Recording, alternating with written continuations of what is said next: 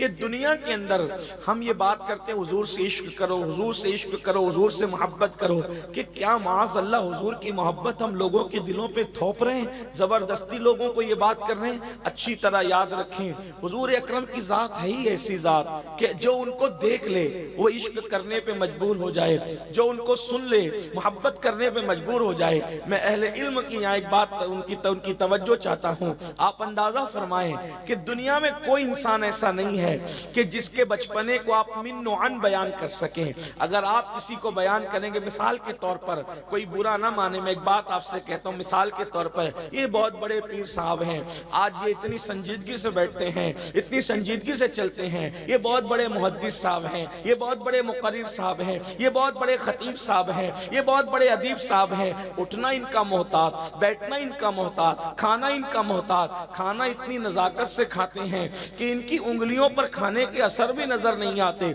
ऐसा कोई इंसान अगर आप लाएं जिसकी संजीदगी, जिसकी मतानत इस तरीके से लोगों के दरमियान आम हो, लेकिन अगर उस बंदे से मुतालिक, उस बंदे के मुतालिक आप ये बात करें कि यार जो खाना आज इतनी संजीदगी और नजाकत के साथ खाता है कि इसकी उंगलियों पर खाने का असर भी नजर नहीं आता, लेकिन जब आप कहेंगे कि आज ये जवानी में 30-35 साल की उम्र में इतने लतीफ हैं, इतने नजीफ हैं, इतने पाकीज़ा तबीयत है, लेकिन जब आप कहेंगे अच्छा चलो इतनी बड़ी हस्ती है, आप इनका बचपना बयान कर दो, आप मुझे यकीन से कहना कि जिसकी संजीदगी की आज आप कसम उठाना चाहते हैं, अगर उसके बचपन बयान करने की बात आएगी तो आप मिन्नोन उसका बचपन बयान नहीं कर सकते। क्योंकि आज जनाब इतने संजीदा है कि खाते वक्त उंगलियों पर खाने के निशान नहीं है, लेकिन जब आप उनके माजी के झरोके में झांक कर देखेंगे तो आपको पता चलेगा कि किसी के हाथ का छीन कर भी खाया होगा या किसी को लूट कर भी बचपने में खा लिया होगा।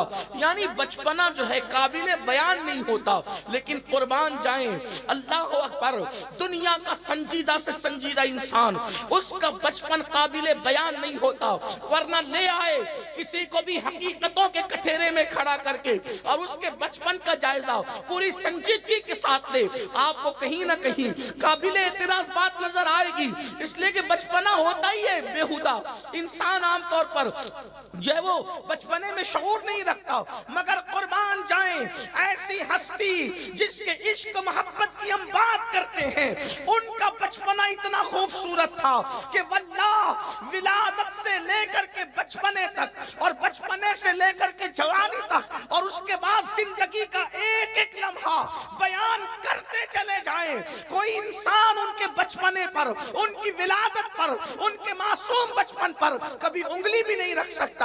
आइए जरा हुजूर अलैहिस्सलाम की मिलाद की बात करते हैं, विलादत रसूल की बात करते हैं। जैसे जैसे सुनते जाता है इंसान, वैसे वैसे अकीदतें, मोहब्बतें बढ़ती चली जाती है। मिसाल के तौर पर आप देखें, जब ये नूरे मुस्तफा हजरत आदम की पेशानी से सफर करते करते जनाब अब्दुल्ला की पेशानी में आया, तो हजरत अब्दुल्ला की पेशानी में वो नूर ऐसे चमकता था जैसे कोई झूमर चमका करता है।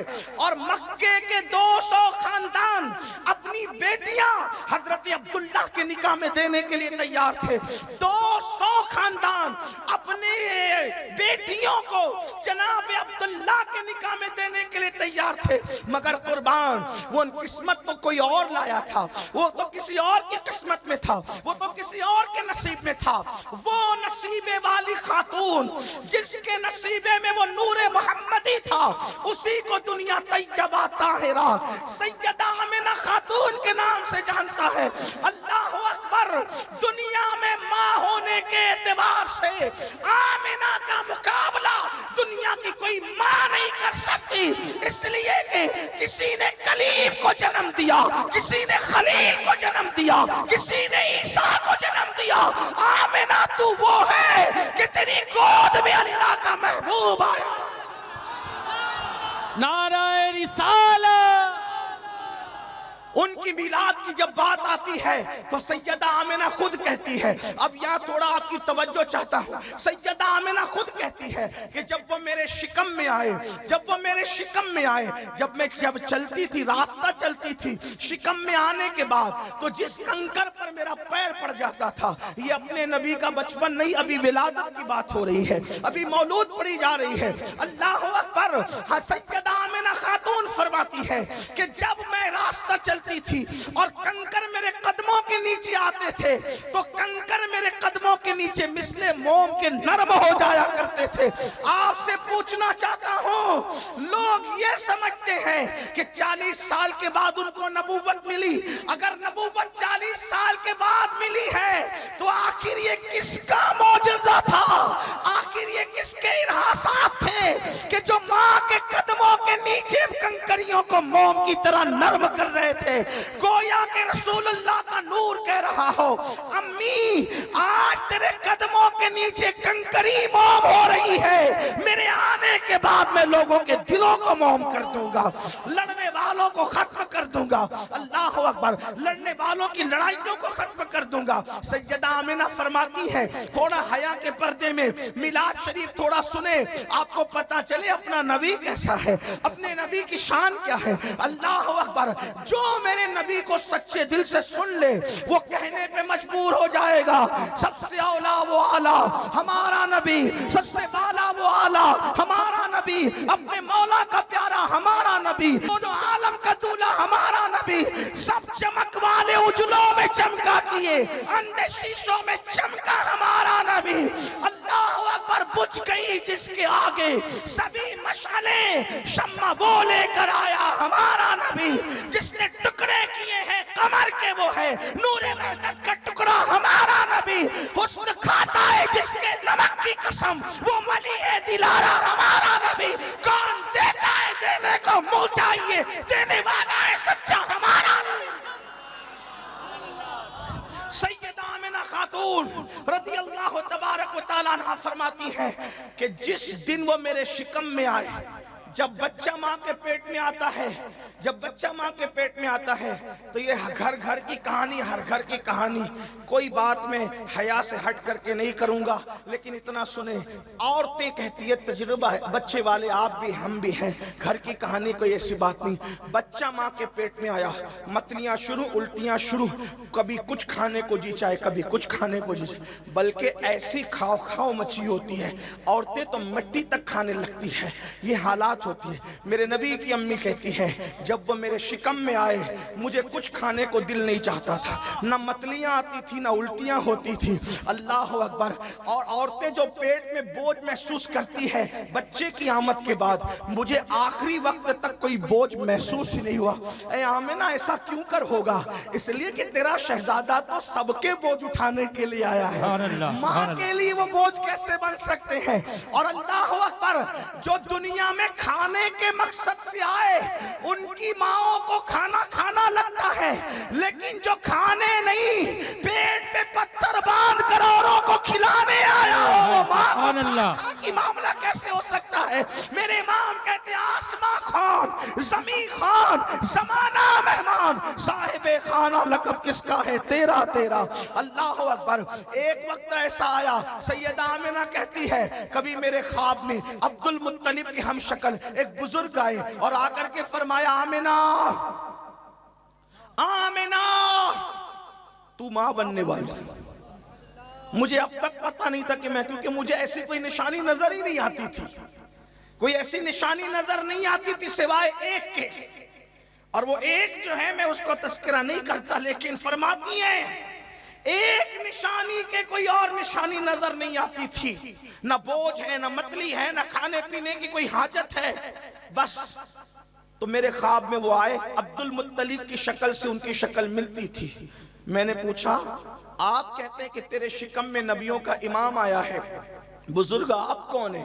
कहा मुझे इब्राहिम खलीलुल्लाह कहते हैं, मैं तुझे मुबारकबाद देने के लिए आया हूं कि तू उसकी मां बनने वाली है जो कायनात का सरदार है, सैयदुल आलमीन है, जिसके लिए कायनात बनी तू उसकी मां बनने वाली। सैयदा आमिना खातून फरमाती है अभी 2 महीने मां के शिकम में उनके गुजरे थे, मां के पेट में 2 ही महीने गुजरे थे। उनके वालिद बुजुर्गवार सैयदना अब्दुल्ला का विसाल हो गया। फरिश्तों ने कहा मौला तेरा महबूब तो यतीम हो गया। इरशाद हुआ इसलिए यतीम हुआ ताकि बाप का एहसान भी उसके सर पे न रहे, और हम ही उसकी तरबियत करेंगे, हम ही उसको अपनी आगोश रहमत में रखेंगे। अल्लाह अकबर। बाबा का विसाल मां के शिकम में 2 महीने के हैं तभी हो गया। क्यों? इसलिए कई वजूहात, तवज्जो करें, कई वजूहात थी। नंबर 1, बहुत मुमकिन था, इम्कान की बात कर रहा हूं, इम्कान बहुत मुमकिन था। हजरत अब्दुल्ला अगर होते, तवज्जो करें, अगर होते तो मुमकिन था कोई दूसरा बेटा फिर आता, मुमकिन था कोई दूसरा बेटा फिर पैदा होता। और जिस शिकम में महबूब रह चुका, फिर उस शिकम में वो रहता, कुदरत की गैरत को गवारा न हुआ। महबूब जहां तू रह चुका है, फिर तेरी जगह कोई रहे, फिर वो पैदा होता, पैदा होकर भैया कहता, बड़ा भैया कहता। कुदरत को ये तो गवारा हुआ कि तुझे दुर्रे यतीम करेंगे, मगर तुझे भैया कहने वाला पैदा नहीं। वाह सुभान अल्लाह, नाराए तकबीर, नाराए रिसालत। तू बेमिसाल होगा महबूब, तू बेमिसाल होगा। इसलिए कि जब 2 भाई आपस में लड़ते हैं, वो कहते हैं मियां आपका मर्तबा कुछ भी हो, लेकिन जो तेरा बाप है वही मेरा बाप है, जो तेरी माँ है वही मेरी माँ है। कुदरत को ये गवारा ना हुआ कि कोई महबूब से मिसलियत का दावा करे। तुझे यतीम करके सारी शफ़क़त बाप से ज्यादा देंगे, लेकिन कोई तेरी मिसल पैदा नहीं करेंगे। क्यों? इसलिए कि लम याति नज़ीरों का फी नज़रिन, मिसले तो न शुद्ध पैदा जाना, जगराज को ताज तोरे सर सोहे, है तुझको शहे दो सरा जाना। आपकी मिसलियत हो ही नहीं सकती। अल्लाह अकबर। उसके बाद फिर माँ के शिकम में रहे, माँ के शिकम में रहे। सैयदा आमिना फरमाती हैं, मक्के की औरतें मुझसे कहती, आमिना तू बेवा है। तवज्जो कर, आमिना तू बेवा है, बेवा होकर तू खुशबू इतनी क्यों इस्तेमाल करती है?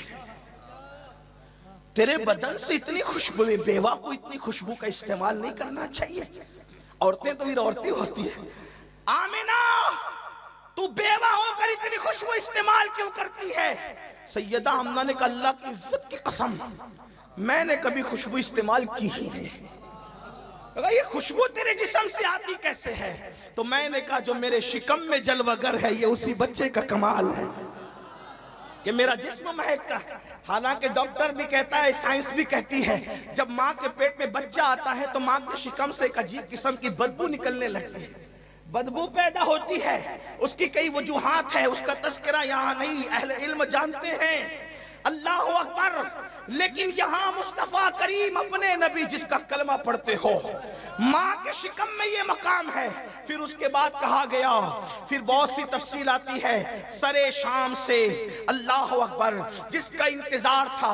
11 रबीउल अव्वल का सूरज गुरूब होता है, 12वीं का चांद तुलू होता है। सरे शाम से ही आमिना के घर में फरिश्तों का पैरा है, आमिना के आंगन में फरिश्तों का पैरा है। बल्कि ये कहूँ, कुदरत का नकीब कहता है, जिब्रील सिदरा पे रहने का वक्त नहीं, इजराइल रूहों के कब्ज करने का वक्त नहीं, इसराफिल सूर का मौका नहीं। अल्लाह अकबर। क़ज़ा व क़द्र के फरिश्तों, अल्लाह अल्लाह, तुम कहते थे ना मौला तेरा हुस्न कैसा है, हम भी उसके मुश्ताक हैं। ओ मेरे हुस्न के मुतलाशियों, जाओ, अगर मेरे हुस्न का आईना देखना है तो आमिना के घर चले जाओ और आईना देखकर अंदाजा कर लो। जब आईने की ये शान आए तो साहिब आईना के हुस्न का सुभान अल्लाह, सुभान अल्लाह। आपकी तलहत है रब का आईना, आपकी तलहत है रब का आईना, जिसमें चमके हक का जलवा आप है, जिसमें चमके हक का जलवा आप है। अल्लाह अल्लाह। अब मैं कहूँ, अल्लाह अकबर, जिब्रील मौजूद है, इजराइल मौजूद है, इसराफील मौजूद है, मिकाईल मौजूद है, फरिश्ते मौजूद है, अंबिया की अरवा मौजूद है, अंबिया मौजूद है। इसलिए कि वो आने वाला है जिसके डंके बजाने आए थे, वो आने वाला है जिसके लिए कायनात सजाई गई थी, वो आने वाला वाला है जिसके लिए कायनात बनाई गई थी, न क्यों आराइशें करता खुदा सारे जमाने में, न क्यों आराइशें करता खुदा सारे जमाने में, तुम्हें दूल्हा बना के भेजना था बस में इनका में। अल्लाह अकबर, वो आने वाला है जिसकी वजह से, जिसके चेहरे की सुर्खी से शफक का जमाल पैदा किया, उफक की सुर्खी पैदा की, जिसका तबस्सुम व नज्म है, जिसका चलना लाउक्स व हाजल बलद है, जिनके हाथ यदुल्लाह है, जिसका चेहरा अल्लाह अकबर वो खुदा बाती सूरत है, अल्लाह अल्लाह, जिसका चेहरा बद्दुहा है, जिसकी जुल्फे व लैल है, अल्लाह अल्लाह, जिसकी शान ये है वो कंबल ओढ़े तो कुरान आए, वो जलाल में आए तो कुरान आए। अल्लाह अकबर, अंदाजा तो फरमाए मासूम बचपने को भी कुरान बयान करे, उनके वालिद की कुरान कसम उठाए। और याद रखना सारे अहले इल्म इस पर मुत्तफिक है, कुदरत ने किसी की उम्र की कसम नहीं उठाई, कुरान ने किसी की उम्र की कसम नहीं खाई। एक हस्ती है खुदा जिसकी जान और उम्र की कसम उठाता है। अल्लाह फरमाता है लामरक महबूब, तेरी उम्र की कसम, तेरी जान की कसम। आपसे पूछता हूं क्या समझे दाढ़ी वालों, क्या समझे? कभी समझा तेरी उम्र की कसम, तेरी जान की कसम का मतलब क्या होता है? कोई किसी से प्यार इतना करता है तवज्जो, कोई किसी से प्यार इतना करता है कि उससे ज्यादा नहीं करता। थोड़ी देर चाहे रोके तो बड़ी नवाजिश करम फरमाई, इसलिए कि ये शहद हो तो फिर किसे परवाह शक्कर की है। हाँ, तो अब जरा ये शहद का तस्करा हो रहा है, मेरी तवज्जो थोड़ी सी बढ़ जाएगी, वरना और कोई बात नहीं। इसलिए कि मैं याद करके नहीं आया, याद करके आओ तो फिर लफ्ज लफ्ज याद रहते हैं, मैं तो याद करके आता ही नहीं। तो इसलिए आपका जो ज़ौक़ रहता है उसके मुताबिक बात होती है। तो तवज्जो आपकी है, मेरा ज़हन ना भटके, तवज्जो करें।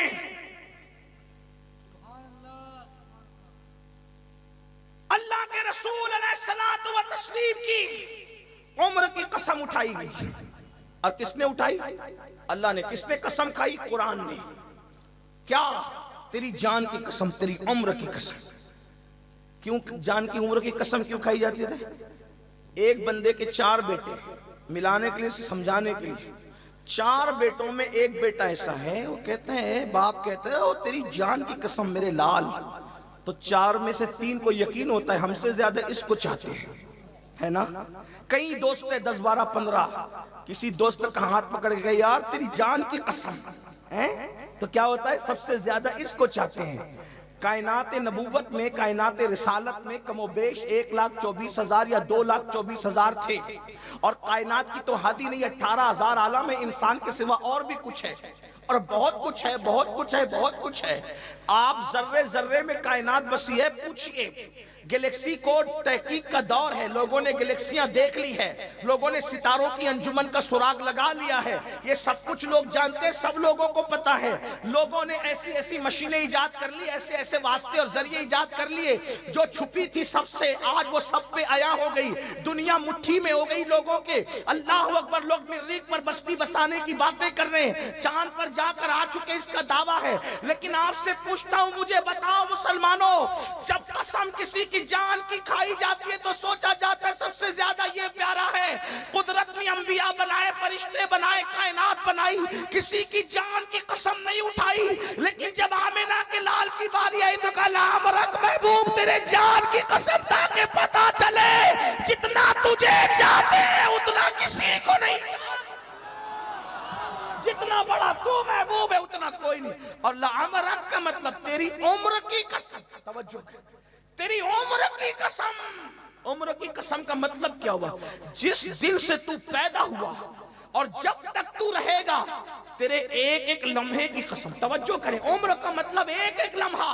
तो पता चला हम उसकी कसम उठाते हैं जो हमारे नजदीक लम्हे की कसम उठाई गई। मतलब यह है कि तुम्हारी उम्र के किसी लम्हे में तुम कहीं ना कहीं बहक सकते हो, लेकिन उनकी उम्र का लम्हा लम्हा इतना कीमती है कि वो एक लम्हे भी कभी नहीं बहते, बहने का तसव्वुर नहीं है। इसलिए कि वो सिर्फ मासूम नहीं है, बल्कि वो जान इस्मत बन करके सुभान अल्लाह, सुभान अल्लाह। उम्र की कसम उठाए, उनकी उम्र की कसम उठाई। अल्लाह अकबर। तो मैं अर्ज़ ये कर रहा था, गोया के उनकी सूरत देखकर खुदा की कुदरतों का, खुदा के हुस्न का आईना देखने के लिए फरिश्ते, अंबिया, औलिया जो आ सकते थे आए। अल्लामा सैयद एजाज कामठी भी बहुत अच्छी बात कहते यहाँ। वो कहते देखो कौन आए हैं आमिना के आंगन में, देखो कौन आए हैं आमिना के आंगन में, रहमतों के साए हैं आमिना के आंगन में। पाँव पाँव चलते थे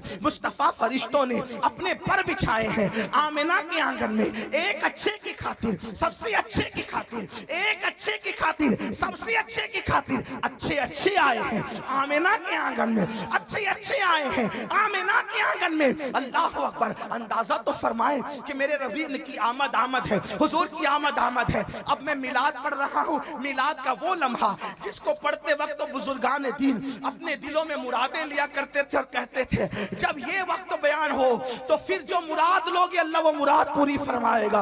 अल्लाह अकबर। सैयदा आमिना फरमाती है जब उनकी विलादत का वक्त आया तो जो तकलीफें उस वक्त भी औरतें महसूस करती थी मुझे न थी, लेकिन इतना था कि मेरे घर की छत खुल गई थी। रबीउल अव्वल की 12वीं शब थी, 12वीं का चांद तुलू हो चुका था और मेरे घर की छत खुल गई।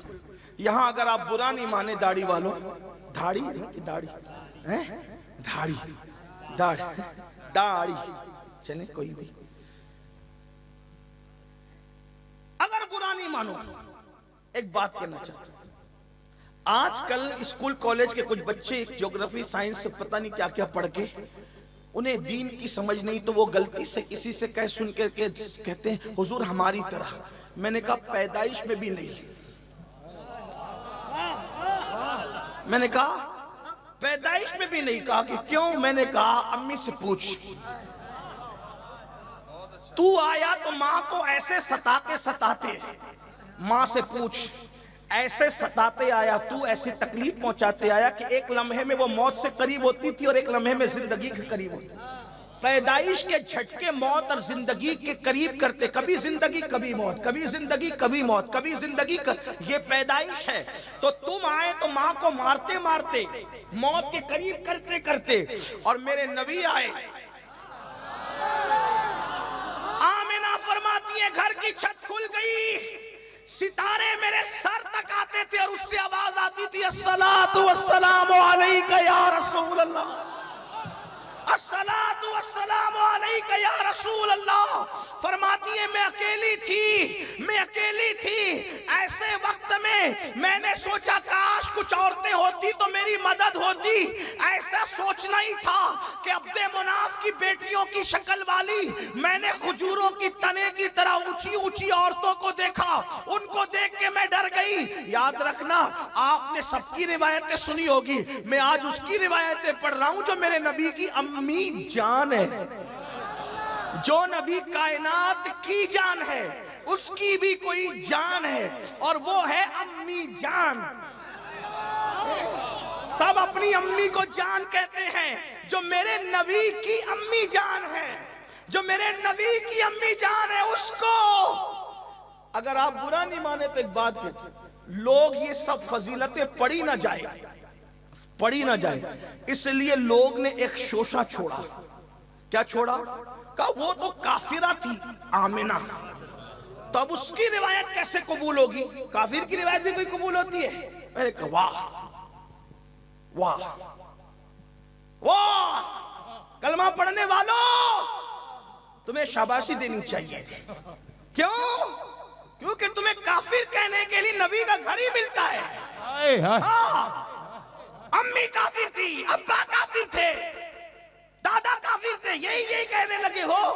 क्यों कह रहे हो? मिलाद की रिवायतें तो घर वाले बयान करते हैं, तो घर को ही मशकूक कर दो ताकि मिलाद ही मशकूक हो जाए। लेकिन आपसे पूछता हूं, आपसे सवाल करता हूं, नबी की अम्मी अब्बा और दादा को काफिर कहने वालों, मैं तुमसे पूछता हूं, तुम तो ये कहते हो ना कि काफिर को भी काफिर मत कहो। तुम तो पूरी उम्मत को सिखा रहे हो, हमारा मकतबा फिक्र बड़ा सुलह पसंद है, काफिर कभी काफिर मत कहो। काफिर कभी का मतलब क्या? पूछता हूं, बुरा मत मानना, मेरा अंदाज ये नहीं, लेकिन वल्लाह सुन्नी दावत इस्लामी का मिजाज है, हम अपनी सुन्नियत छुपा कर कई बात नहीं करते। हाँ, जहाँ अमल की बात होगी हम अपने अमल की बात करेंगे, लेकिन जहाँ ईमान अकीदे की बात आए फिर किसी की परवाह नहीं करेंगे, क्योंकि महफिले धंधा नहीं है, महफिले खुदा की रजा का जरिया। वाह वाह वाह। अगर आप आए महफिल में सुनने के लिए तो सुने। आप तो ये दर्श देते हो ना, किसी काफिर को भी काफिर मत कहो। मतलब आपकी बात से क्या पता चला? अबू जहल काफिर, उसको काफिर मत कहो। अबू लहब काफिर, उसको काफिर मत कहो। उतबा काफिर, उसको काफिर मत कहो। शैबा काफिर, उसको काफिर मत कहो। यही तो सिखाने आए हो। फिरौन काफिर, उसको काफिर मत कहो। नमरूद काफिर, उसको काफिर मत कहो। यही बता रहे हो। क्या प्यारी बात लगती है तुम्हारी बज़ाहिर, मतलब काफिर को काफिर मत कहो। ठीक, जब आप अबू जहल और अबू लहब जैसे काफिरों के लिए कहते हो कि काफिर को काफिर मत कहो, तो कौन सी ऐसी जरूरत पड़ गई थी कि तुमने नबी की अम्मी पे कुफ्र का फतवा दे डाला? कौन सी जरूरत पड़ गई थी? क्या दीन का नुकसान था कि तुम नबी की मां को काफिर कहने लगे? ये बात आपसे कहता हूं, जिनके पीछे भी नमाज पढ़ते हो ना, जरा देख लो नबी की अम्मी को मुसलमान कौन कहता है, नबी की माँ को काफिर। लोगों को काफिर कहा जाए तो कितने भोले बंदे, देखो ये हमें काफिर कहते हैं। तो आपने नबी की माँ और नबी के बाबा को काफिर कहा, आपको शर्म ना आई? किताब में लिखा है। मैं कोई ये बात इख्तिलाफी करने नहीं आया, लेकिन तुम्हें तुम्हारी नमाज बचाने आया हूं कि बस कयामत का दिन होगा, शफात हुजूर को भीख मांगने के लिए हुजूर की बारगाह में शफात की भीख मांगने जाओगे। उस वक्त आका ने हाथ पकड़ के, दामन पकड़ के कहा, जो मेरी माँ को काफिर कहता था तो उसके पीछे नमाजें पढ़ता था, जो मेरे बाबा को काफिर कहता। आपकी जिम्मेदारी, हमने कुछ नहीं कहना, हम तो सिर्फ बताने आए, हमारा काम है। जब नबियों को कहा गया कि वमा अलैना इल्लल बलाग, हमारा काम है वमा अलैना इल्लल बलाग, लेकिन अपनी नमाज का तो सोचो।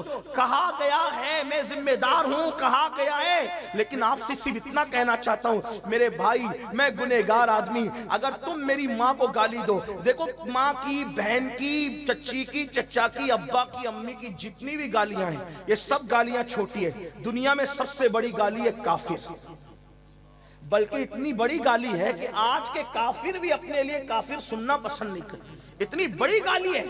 और इतनी बड़ी गाली किसको दिया? बोले नबी की अम्मी जान को। अम्मी जान को सिर्फ किस लिए? मिलाद मशकूक हो, क्योंकि मिलाद तो अबू हुरैरा ने बयान करना ही नहीं है, मिलाद तो खालिद बिन वलीद ने बयान करना ही नहीं है, मिलाद तो सिद्दीक अकबर ने बयान करना ही नहीं है। क्यों? इसलिए कि जो मौजूद है वही तो बोलेगा। अगर सिद्दीक भी बोलेंगे तो जरिया कौन है? अम्मी है। खालिद बिन वलीद भी बोलेंगे तो जरिया कौन है? अम्मी है।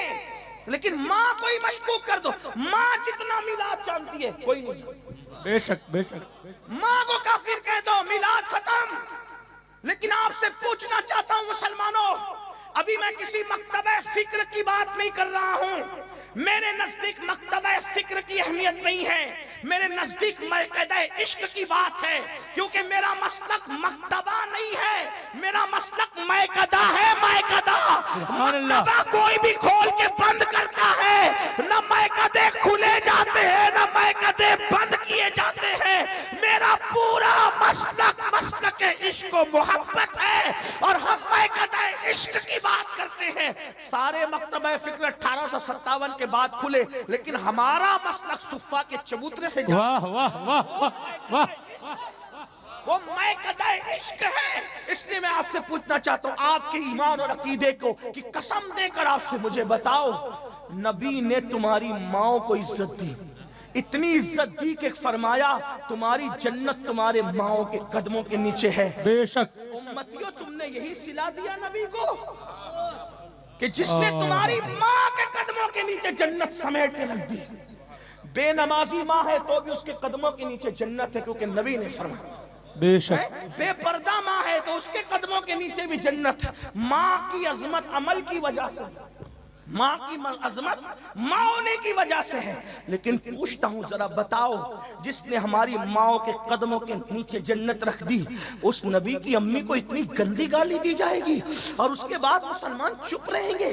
और गाली देने वालों के पीछे अगरचे हिकमत क्या किसी मक्र के तहत वो लोग अपनी हिकमत क्या मक्र के तहत तकैया के तहत वो बोलते नहीं है, लेकिन किताब में उनके बड़ों ने तो लिखा है कि नबी के माँ बाप काफिर थे। लेकिन एक सवाल आपसे करना चाहता हूँ मेरे भाई, नबी की अम्मी काफिर कैसे हो सकती है? आपको बताऊं मेरे भाई, वली भी किसी ऐरी गैरी माँ की गोद में नहीं आता। जब वली भी ऐरी गैरी माँ की गोद में नहीं आता तो फिर नबी किसी ऐरी गैरी माँ की गोद में कैसे आएगा? आपसे पूछता हूँ, गौसे आजम जैसा वली जो वलियों का सरदार है, उसके लिए माँ खैर नहीं उम्मुल खैर चुनी जाती है और बाप साले नहीं अबू साले चुना जाता है। बाप साले हो तो बेटा वली पैदा होता है, माँ खैर हो तो बेटा वली पैदा होता है। लेकिन जब वलियों का सरदार पैदा करना होता है तो खैर और साले से मामला नहीं, बल्कि फिर बाप साले नहीं अबू साले होता है और माँ खैर नहीं बल्कि उम्मुल खैर होती है। जब वलियों के सरदार के लिए ऐसों का इंतखाब होता है तो नबियों के सरदार के लिए कैसों का? नाराए तकबीर, नाराए रिसालत, मीलाद मुस्तफा। लेकिन चले बात आगे बढ़ती है, मैं इस पे कोई ज्यादा बहस नहीं करता। एक बात मैं अपने जौक के मुताबिक कर दूं यहाँ, ताकि बात सबको समझ में आ जाए। अल्लामा सरफराज ने कहा कि देहात के लोग होंगे थोड़ा सा जरा आसान, तो थोड़ी आसान कर। जिस दिन हजरत यूनुस पैगंबर अलैहिस्सलाम मछली के पेट में गए, वाह वाह, मछली ने मुंह खोला, वो मछली मादा थी, उसके पेट में गए। अल्लाह ने फरमाया कोई मछली इसके बराबर नहीं तैरेगी दरिया में।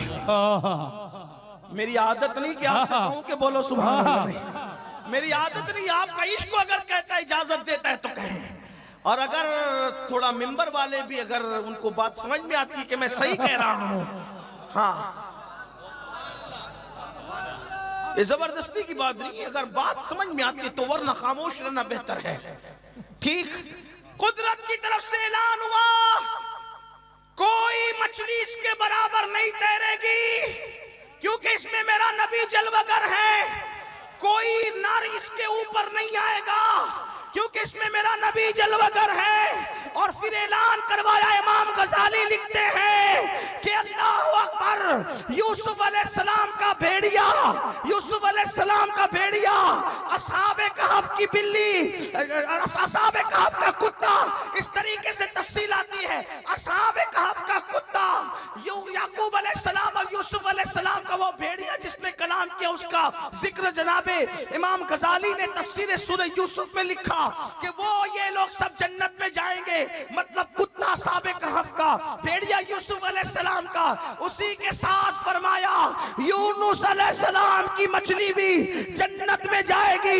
मैं पूछता हूँ उस मछली का कमाल क्या था कि उसने जन्नत में जाना है? तो कहा कि उसके पेट में यूनुस 40 दिन तक रहे। अब पूछना चाहता हूँ, मछली नबी की माँ नहीं है, 40 दिन तक के यूनुस मछली के पेट में आ जाते हैं तो वो मछली जन्नती हो जाती है।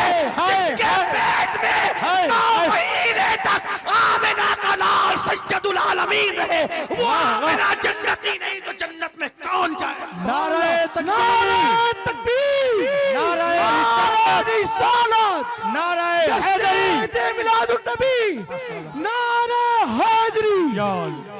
हद है, असहाबे कहफ के कुत्ते को तो जन्नती मान लिया और नबी के माँ बाप को माज़अल्लाह जहन्नमी कहते हो। कौन सा मकतबा फिक्र है?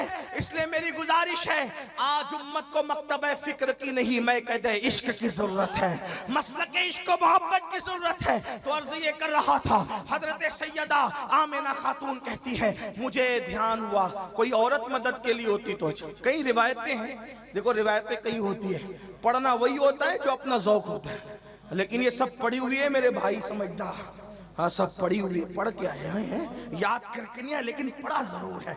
हाँ, कहाँ से पढ़ा है? इब्नुल जौजी ने, इमाम कुस्तलानी ने, शेख मुहक्किक ने, इसी तरीके से साहिब मुहारिज ने, इमामुल मुतकल्लिमीन अल्लामा नकी अली खान ने, इस तरीके से सब लिखा है। वो सब लिखा हुआ इतने मजमुआ पढ़ रहा हूँ आपके साथ। हाँ, कौन सी रिवायत कहाँ है वो पूछना, फिर बताएंगे। लेकिन हजरत आमिना फरमाती, कई रिवायत कहते हैं मैंने सोचा तो मैंने चंद औरतों को देखा, अब्दे मुनाफ की बेटियों की तरह थी सूरत में, और खजूर के तने की तरह ऊंची ऊंची थी। अब इतनी ऊंची औरतों को देखे तो डर ही लगेगा। मैं डर गई कि इतनी ऊंची कद की औरतें तो मक्की नहीं है, मक्के की नहीं है, ये मक्के की नहीं है। तो एक औरत आगे बढ़ी, कहा आमिना घबरा नहीं, आमिना घबरा नहीं, मेरा नाम हव्वा है, मैं आदम की बीवी हूं। सुभान अल्लाह, सुभान अल्लाह। ये मिलाद मुस्तफा है, ये मिलाद मुस्तफा है, मैं आदम की बीवी हव्वा हूं। दूसरी आगे बढ़ी, मैं आसिया हूं फिरौन की बीवी। तीसरी आगे बढ़ी, मैं बेटी इमरान की मरियम हूं, ईसा की अम्मी। चौथी आगे बढ़ी, मैं अम्मी हूं इस्माइल की, इब्राहिम खलील की बीवी। आज तेरी खिदमत के लिए आए हैं क्योंकि तेरी गोद में सैयदुल आलमीन आने वाला। सुभान अल्लाह, सुभान अल्लाह। हजरत आमिना को काफिर बनाने का किस्सा अब समझ में आया। आमिना को काफिर ना बनाएंगे तो अहले सुन्नत का मसलक खुल के सामने आ जाए। वजह क्योंकि आमिना तो कह रही है कि मेरी मदद के लिए हव्वा आई, हाजरा आई, मरियम आई, तो क्या होगा? तो फिर आगे बढ़ के बंदा कहेगा ना ये तो नबी की अम्मी कह रही है कि हव्वा आई, हाजरा आई, मरियम आई और अल्लाह अकबर आसिया आई, तो कहा कि क्या कहेगा? अब आगे बढ़ करके सुन्नी तो यही कहेगा ना, क्या कहेगा? ये कहेगा कि वो वलिया थी, हव्वा वलिया थी, मरियम वलिया थी, हाजरा वलिया थी, आसिया ये सब वलिया थी ना। हाँ, जिस वक्त तो हुजूर की विलादत हो रही थी इनमें से कोई जमीन के ऊपर जिंदा थी जिस्मानी तौर पे? तो कहा नहीं, सब तो कब्रों में जा चुकी थी। किसी को जाने 1000 साल, किसी को 2000 साल, किसी को 5000 साल। तो फिर बात क्या सामने आई? नबी की अम्मी के कौल से ये समझ में आई बात कि जब नबी की अम्मी को जरूरत होती है तो अल्लाह के इज़्न से, अल्लाह के इज़्न से, अल्लाह के इज़्न से, अल्लाह के इज़्न से हव्वा जैसी वलिया दफन कहीं हो मक्के में मदद के लिए आ रही है तो सुन्नी तो बड़ा जबान वाला होतेगा। जब हव्वा जैसी वलिया मदद के लिए आ सकती है तो अब्दुल कादिर जिलानी भी किसी की मदद। वाह वाह, सुभान अल्लाह। नारे सरकार की आमद, आका की आमद, मक्की की आमद, मदनी की आमद, नारे रिसालत या रसूल अल्लाह।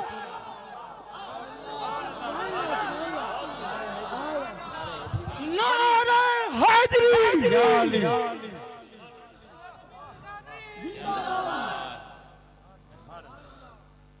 अपने नाम का नारा नहीं लगना चाहिए। जब हमारा खात्मा इंशाअल्लाह ईमान पे होगा, जब दुनिया जब रहेगे, जो कुदरत जिससे जो कहलवा ले अभी न कहो, इसलिए कि अभी फिक्र एक ही है कि ईमान पे खात्मा हो बस। हाँ, हमारे आकाओं का जिक्र, इसी में अपना जिक्र, अपने कोई काबिल जिक्र लोग नहीं है। इसलिए जब भी नारे लगाओ आकाओं के नाम के, हमारे नाम के कोई नारे नहीं लगना चाहिए महफिलों में। और मैं सिर्फ मैं अपने लिए कह रहा हूँ, किसी और के दूसरों के लगाओ, आप जिम्मेदार, वो जिम्मेदार, मेरे नाम के नहीं लगाना। इसलिए कि नारे रिसालत लगा, उसी में आका का जिक्र हुआ, गुलामों का जिक्र हो गया।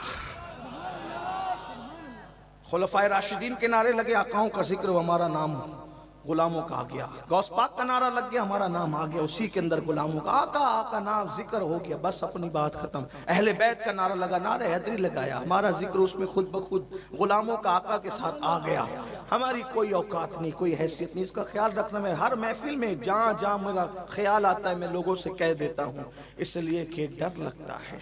मुझे तो ये बात पता है कि मेरे करीम आका ने फरमाया, मुझे सबसे ज़्यादा जहन्नम का ख़तरा अपनी उम्मत के मुकर्रिरों के लिए है कि उनके होंठ आग की कैंची से काटे जाने वाले हैं, क्योंकि वो बातें बहुत करते हैं, अमल बहुत कम करते हैं। और अल्लाह की पनाह, अल्लाह की पनाह, अपने से ज़्यादा बद अमल तो दुनिया में कोई है ही नहीं। बस इतनी बात है, सदका प्यारे की हया का न ले मुझसे हिसाब, बख्श बे पूछे लजाए को लजाना क्या है। बस उनकी खिदमत कर रहे हैं, उनका जिक्र कर रहे हैं, पसंद आ गया तो अपना बेड़ा ही पार है। लेकिन इतना में मेरी नसीहत याद रखना, मैं कोई बात आपसे बस इतना कि मेरे नाम का नारा कहीं ना लगे, मेरे आकाओं के नाम का नारा लगे, इसलिए कि वही सब कुछ हैं, वही लोग सब कुछ हैं। अल्लाह के बाद रसूलुल्लाह की ज़ात, रसूलुल्लाह के बाद उनके सहाबा अहले बैत की ज़ात, उन्हीं के नक्शे कदम पे चलते रहो। अर्ज़ कर रहा था सैयदा आमिना खातून रदी अल्लाह ताला अन्हा फरमाती हैं, वो आई उसके बाद अब वो मिलाद का वक्त, फरमाया छत खुल गई, रोशनी रोशनी थी, उजाला ही उजाला था, और मैंने देखा एक परिंदा था, वो फरिश्ता था, परिंदे की शक्ल में मेरे पेट पर अपना पर मलता था। और फिर मैंने देखा कि एक ठंडा ठंडा मशरूब मुझे पेश किया गया कटोरे में, चमकते हुए कटोरे में, जो बर्फ से ज्यादा ठंडा था, सफेद था, दूध से ज्यादा मीठा था, शहद से। मैंने उसको पिया, मैंने उसको पिया।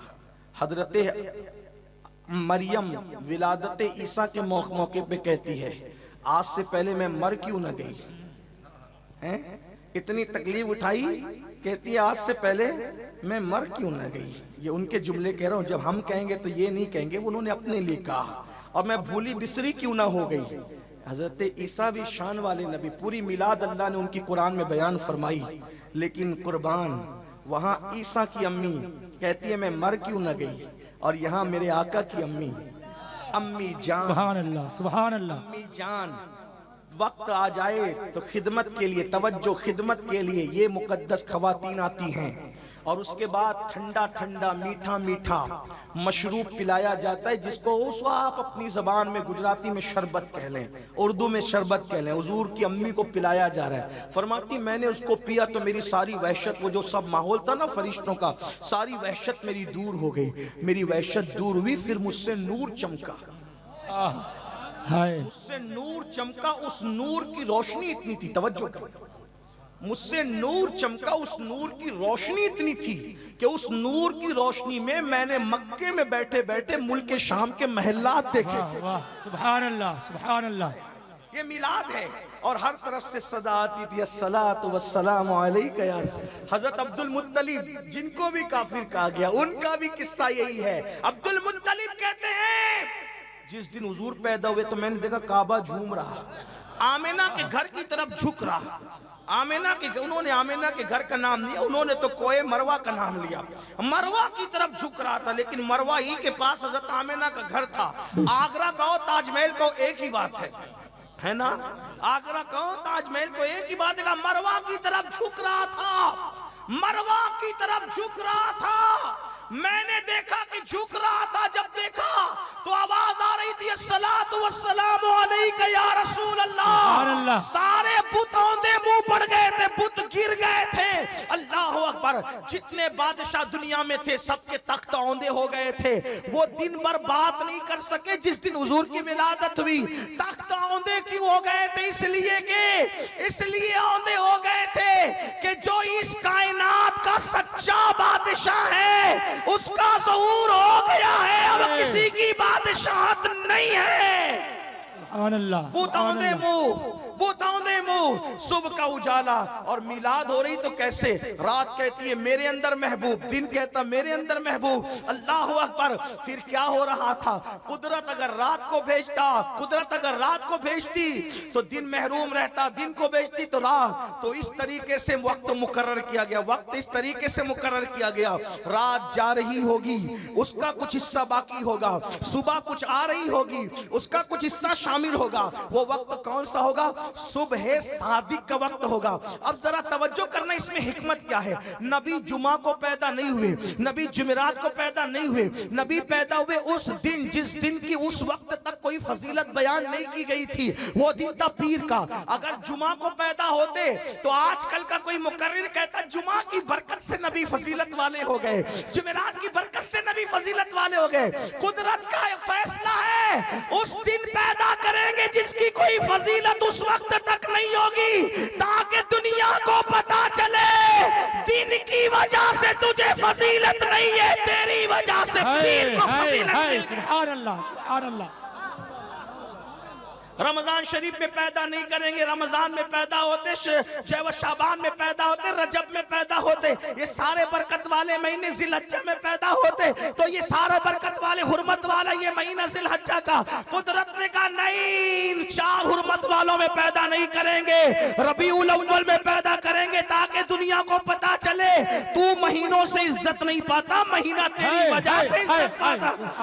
रबीउल अव्वल आशिकों की जान बन जाएगा, रबीउल अव्वल आशिकों की जान बन जाएगा। प्यारे रबीउल अव्वल, प्यारे रबीउल अव्वल, तेरी चमक के सदके चमका दिया नसीबा सुबह शबे विलादत, निसार तेरी चहल पहल पर हजारों ईदे रबीउल अव्वल, सिवाय इब्लीस के जहां में सभी तो खुशियां मना रहे हैं, दिलों के गुलशन महक रहे हैं। ये कैफ क्यों आ जा रहे हैं? कुछ ऐसा महसूस हो रहा है, हुजूर तशरीफ ला रहे हैं, यही एहसास अमल है मेरा, इसी से बिगड़ी बनी है मेरी, समेटता हूं करम खुदा का, नबी की बातें सुना सुना के। अल्लाह अकबर, ताकि तारीख विलादत को न भूले नस्लें, जश्न मिलादे नबी यूं ही मनाते रहिए। पीर का दिन है, सुबह आ रही है, रात जा रही है, क्या इशारा है? अब कुफ्र की तारीकी चली जाएगी, ईमान का नूर पूरी दुनिया में फैल जाएगा।